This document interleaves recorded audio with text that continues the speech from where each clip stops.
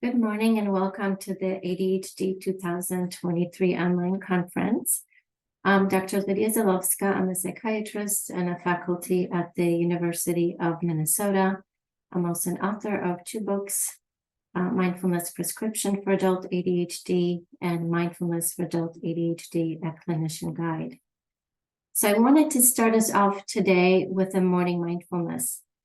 And since some of you are visual learners, I have some slides for us to go through, and then we'll do a short, brief mindfulness practice that I hope you can incorporate into your activities in the conference. It's something that you can do anywhere, anytime, and it's a way of checking in, mindfully checking in with yourself. Okay. So what is mindfulness? Some of you may be very new to the concept. Some of you might have been practicing mindfulness for a long time. There's many different aspects to it. It's very much about bringing awareness to the present moment. And some people say being here, being now. And here's a nice picture that kind of illustrates this. That we often are not here and now. We're often in our busy thinking. We're either planning or recollecting or thinking about the past, and our attention is not noting what's in the present. You may be having a sense of like a busy mind or feeling scattered. My mind is wandering. Being distracted. That's very common with ADHD. And also what's very common, whether it's ADHD or it's common correlates of anxiety and depression, you may find yourself having negative thinking, negative rumination, beating yourself up, being self-critical, being discouraged. And those kind of intense negative thoughts often take us away from the present moment. It can be very strong and pull us away and create a lot of stress. So mindfulness training is to notice that tendency that you are lost in thinking and to bring attention to the present. There's many things in the present. That could be things around you, like in this picture, you can notice surroundings. But you can also bring attention inward, noticing how you are feeling inside in terms of your thoughts, feelings, body sensations. So again, mindfulness, being here and now, and distraction, being scattered or lost in thinking, sometimes we call it the automatic pilot, is often the counterpart of that. And we tend to be in this automatic pilot mode more often than being present. So while mindfulness is not something that's unfamiliar to us, it's also something that we have to train and make more of a habit. Mindfulness training involves two steps. It's training attention, bringing it to the present moment. It's also training to be with your experiences in a non-judgmental way. So we also are training the attitude that we bring to self-observation, and we can say non-judgmental. Another way of saying it is being open and curious and kind with yourself or others. When we do that, when we shift attention to the present moment, when we shift our attitude, we often create more space. We become less reactive. We have more choices in how we respond. And that really constitutes self-regulation skills. We learn how to regulate intense, especially negative thoughts and feelings or impulses, and we have more skill in how you respond to it. Mindfulness is often associated with meditation. This approach is derived from Eastern meditative traditions. And in that setting, often meditation, we think of meditation as being done in a formal way by having silent sitting meditation, focusing on the breath, for example. There's also walking meditation that's part of the formal training. And there are also other traditions like yoga or Tai Chi that can bring present moment awareness to the body and also to how you're feeling inside. But the neat thing about mindfulness is also that there are many other ways to practice. We call it the informal practice of mindfulness, when you shift your attention, you shift your attitude in your daily activities. So it's something that can be done throughout your day. You can practice these brief moments or dropping into presence moments just for a few moments. Could be seconds or minutes.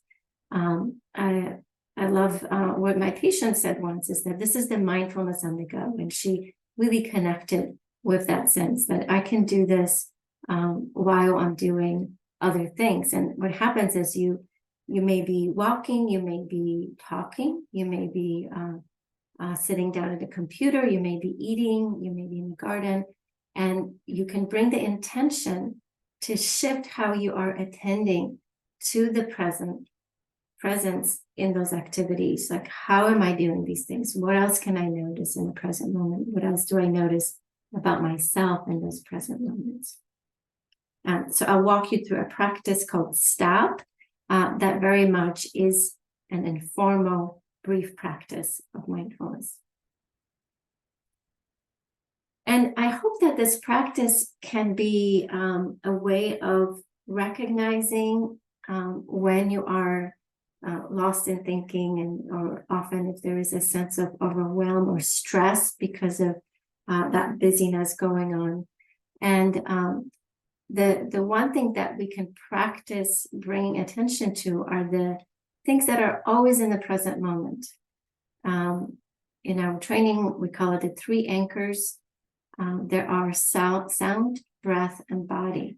And sound really represents 5 senses. So, you can think of it as bringing attention to sound or other senses, bringing attention to the breath, or noticing body sensations as a way to ground yourself in the present moment and to bring attention away from that cloud up here towards something that is more grounding, those 3 anchors, particularly your breath and the body. Okay, so here is the STOP practice. It's really a way to try to remember the steps, so every letter can be a reminder of what to do. So first we stop, or at least mentally slow down, just to kind of pause and shift into the mindful observing. Then taking a breath, and this is an invitation to take a deeper breath, more intentional breath. Breath is something that connects us to our autonomic nervous system. It can shift our physiology. If we take a deep breath, we often shift from stressed physiology or sympathetic nervous system to more relaxed physiology associated with parasympathetic nervous system. So taking a deep intentional breath can start that process. And after that, 1 or a few breaths, you can start observing in the present moment. This may be starting to notice your surroundings, tuning to sounds around you just for a moment. That's already taking attention from up here to kind of moment by moment experiences. And further, bringing attention inward, noticing the breath for a bit, the rising and the falling of the breath, noticing the sensations as you take a breath in, your chest expanding, your belly expanding as you take a breath out, the opposite movement of chest falling, the belly sinking in, and then observing even more than just the breath, observing your body as it's maybe sitting or standing or even walking, noticing sensations in your body other than the breath. And with that reshift, just for a little bit, you can then continue with what you were doing with now this a new sense of being more grounded in the present moment, more aware of yourself and what's happening. So I hope you're game to try it right now. And whatever you're doing, whether you're sitting in front of a computer watching this, or maybe standing or listening to it as you're walking, I want you to just maybe pause for a bit, stop what is this more of a doing mode, and take a few breaths with me. So maybe inhaling through your nose and then exhaling through your mouth.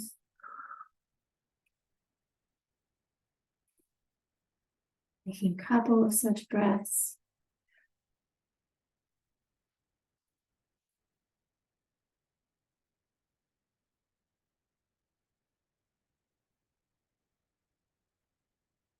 And we start by tuning to sounds around you.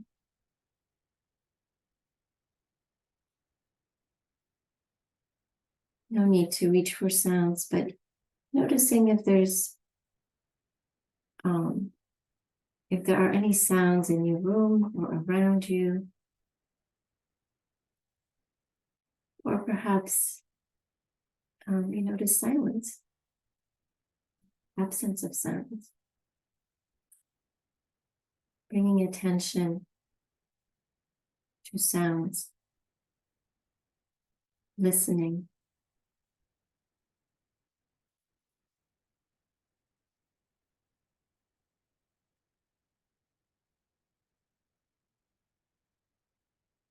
And if you notice your mind wandering off, maybe creating a story about what you're doing or the sounds you're hearing, that's natural tendency for the mind to elaborate and create more thoughts. So you could just label that as thinking and practice bringing attention back to just listening, just hearing.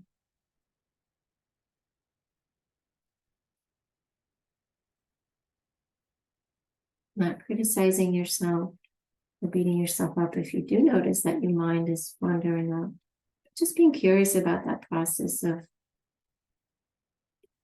attending to sounds and just listening to the experiences. We say the bare experience of sounds coming and going.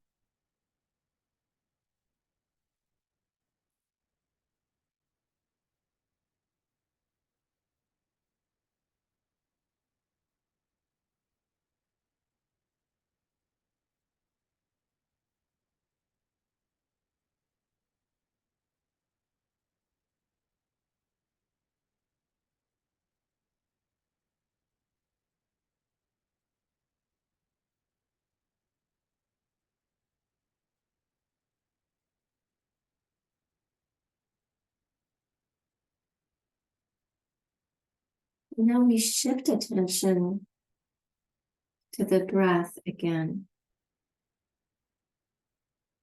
This is the other anchor to the present moment, and spending a little more time with the breath.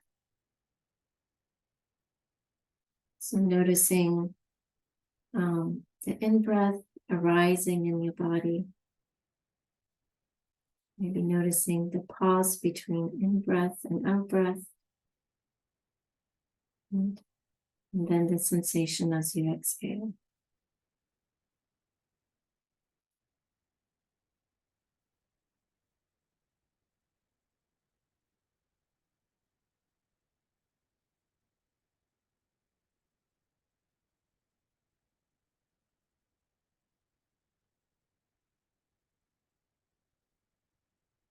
If it helps you can put your hand over your belly to sense your breath there.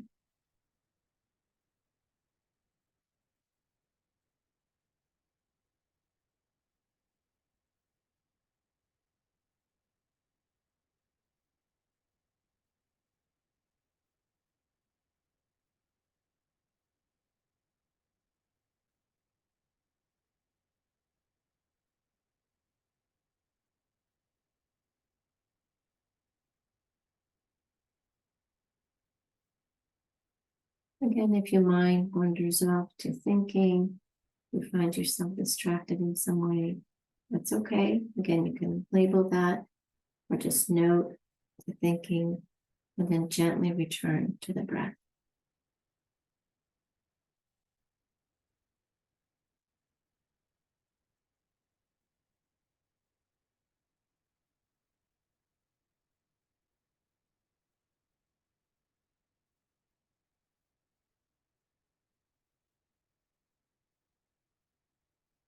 And breathe through your nose and then out your mouth.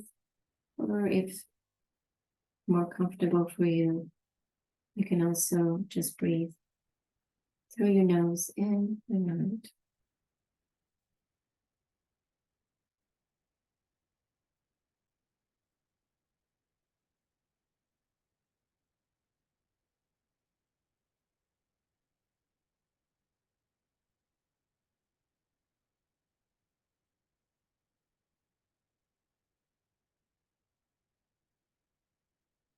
And now shifting attention to your whole body. So maybe noticing a bit how your body is in this moment. Is it feeling restless or relaxed? That's the third anchor.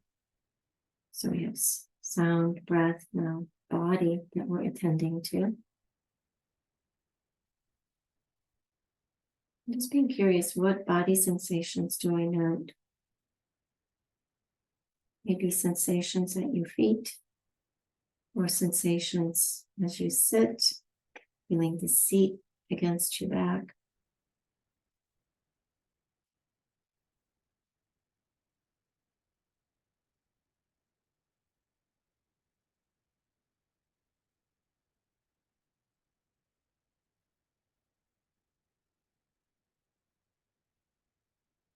You may tune in to any areas of tension. Often we keep tension in our face, the jaw, or the shoulders. So bringing attention there and inviting the muscles to soften and relax. Relaxing your jaw or your shoulders. Relaxing arms.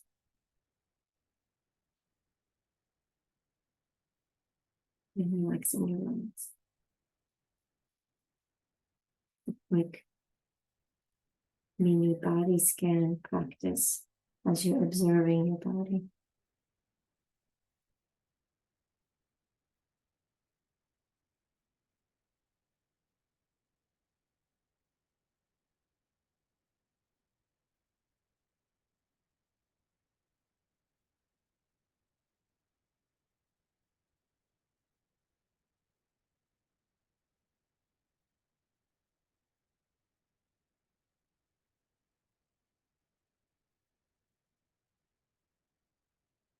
Helpful to also notice yourself being grounded, literally noticing the contact of your feet with the ground or your body being supported, whether it's by your seat or if you're laying down, the parts that are being supported by your seat or however you're resting,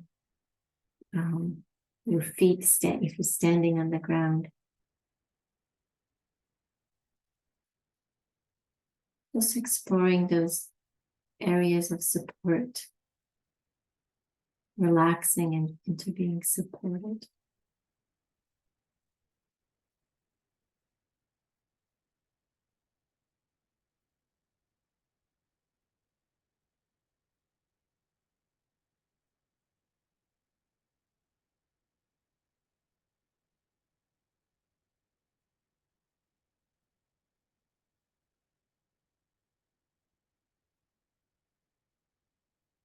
And with that, you can mentally shift and continue with what you've been doing. So if you did this in the middle of an activity, you resume the activity but with a bit more awareness. And this practice can be done in a matter of really a few moments. Pausing, taking one deeper breath, just noting the sounds around you, noting your breath, your body. If you like, you can also do a check-in. How am I feeling? What thoughts are happening? I did not do it in this practice because I really wanted you to practice the shift away from that thinking cloud. That certainly as you become more used to the practice, you expand what you're observing. You can observe the sounds, breath, body, as well as thoughts and feelings. And expanding that awareness of how am I? How are things right now, here and now? So when you resume what you've been doing, you resume your day or your activity, you have that sense of presence, awareness, and grounding. And I hope that you can play with this and try this throughout your day as you are attending the conference at other times of your day, and hoping that you will see it as this mini rest or mini checking in with yourself, and seeing how, is there anything that you need to change about what you're doing? Is there anything you need to do to help yourself in that moment? There are times when things are really stressful. You may really feel anxious, overwhelmed. You do this practice and you find, I am still, feeling, now I know with even more awareness that I am feeling pretty stressed and overwhelmed. So that practice of stop gave you the opportunity now to more fully acknowledge what's happening for you. And this is also an opportunity to say, what else do I need? What else can help me feel calmer? And I have a list here of different things that can be tried. It's different for each person. You may be familiar with distress tolerance skills. These are from a therapy modality called dialectical behavioral therapy, or DBT. Different ways to try to bring down that level of distress that you may be feeling. Other strategies may be going for a walk, exercising, going for a walk. For some people, writing things down may be helpful. Music, imagery can be helpful. Connecting with your spirituality, if that's a resource for you. Talking to someone, reaching out. And you may find that other things also work for you. So these are these additional ideas. If you have the ability to connect with these other tools in the course of your day. If not, that stop can provide that little bit of awareness, a little bit of space. Often does bring a sense of less stress, some relaxation, and maybe an opportunity to learn what situations are difficult for me, which situations are helpful for me. If you're curious about this practice a little bit more, or want to explore mindfulness more, I have these resources here on the left-hand side, Mindfulness Prescription for Adult ADHD. This is a self-help book, something that anyone can check out for themselves. And there's also a book for clinicians interested in bringing these approaches to their work. I am also creating a YouTube channel called Mindful RX ADHD. It's a new channel that we're building, and there are some short videos, audio videos, and others on mindfulness that you can check out. There's a little video that introduces the step and also guides you through it. So it's another version that you can see if it's helpful for you. The intention here is to really find your own way to practice mindfulness. Mindfulness is very versatile. There's many different ways to be attuned to the present moment. Some ways may resonate with you more than others. And it's a very creative approach that you can bring mindfulness to anything in your life. And while the formal practice can be tremendously helpful, and I often encourage people to try meditating on their own or signing up for mindfulness class or retreat, the informal practice is very creative. You can incorporate it to what you're already doing. Maybe it is gardening, maybe it is cooking, maybe it's some other activity or even work, making the intention that as soon as I sit down to a computer or as soon as I arrive to my office or place of work, I take a few minutes to check in with myself with a practice of stop. And throughout the day, maybe doing that during lunch, for example, taking some time at the beginning of the lunch to just reground, check in. Some other resources for getting to know mindfulness: apps like Headspace, Insight Timer, UCLA Mindfulness Research Center app. Also ADA, the Organization for Adults with ADHD, has a mindfulness group. So if practicing with others is helpful to you, and often it is helpful to have others going with you through the initial training to hear how they're doing, how they're problem-solving difficulties. That support can be invaluable.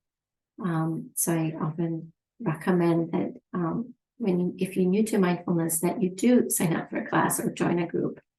Mindful Magazine offers ideas and articles about mindfulness, and I also have a couple other clinicians that work with mindfulness in the context of ADHD.